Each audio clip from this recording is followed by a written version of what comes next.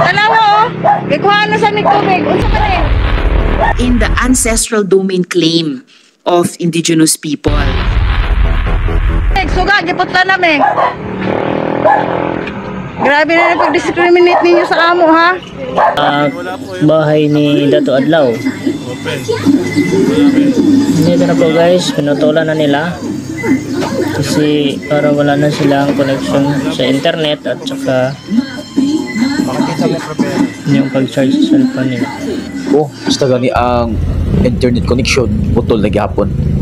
So karon todo bantay ang mga gwardiya, ang mga pulis o naman sa mga mobile force sa palibot mismo dinhi sa area sa tribal community o tribal government of the Philippines.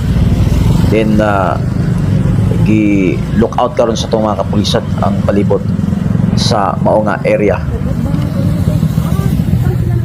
Mao nga mulo usab karon sa mga apektado kay mo na-deprive ang ilang katungod. Ingon man sab gikuhaan sila sa mga panginahanglanon unang usa sila panawagan kay dili na sab kuno makatarunganon alang sa ilaha.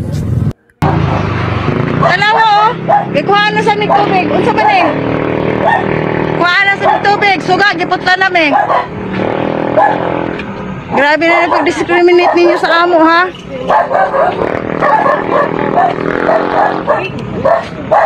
Gabi ipag yun. Unsa man eh?